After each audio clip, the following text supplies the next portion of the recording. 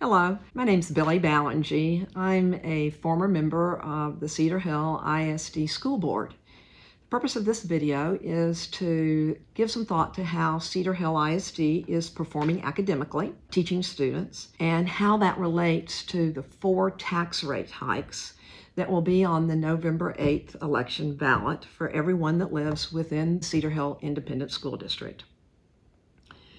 The state of Texas every year conducts what's called STAR tests. And we can argue about the good and the bad of testing in schools, but this is the only objective way that we have to determine what students have learned academically and whether they have gotten better from one year to the next and through the school year. These are grades that are given to the district, and you can see them on the chart that you're viewing right now.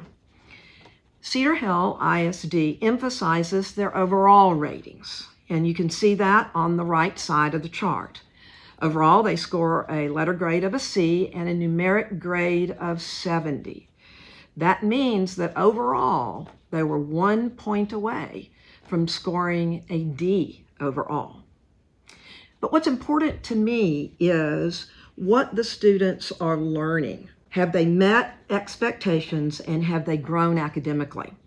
And that is what is representative in the columns in yellow. And the state of Texas gives districts numeric grades, and it's the standard ones. 90 to 100 is an A, 80 to 90 is a B, etc.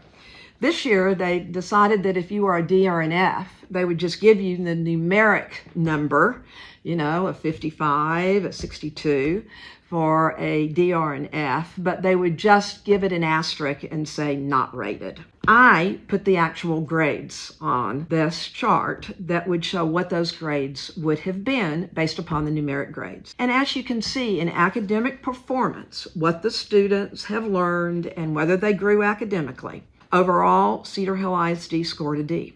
They did exceptionally well and should be applauded for the grades in all 3 of the collegiate schools. But in the non-collegiate schools, Cedar Hill High School, the 2 intermediate schools, and all of the elementary schools, they all scored either a D or an F. And to just put it frankly, in my mind, for an elementary student at Waterford Oaks or Plummer or Bray, for them to get an F indicates to me that those students have learned very little during a school year. And I suspect it's hard for students to learn very little, if anything. Now, what does this have to do with the bond and the TRE that are going to be propositions A, B, C, and D on your ballot? Well, Cedar Hill ISD currently, according to the TEA taper report, which you can find on the TEA website, has 2.5 times the central office administrative staff than the state average. State average is 1.2%.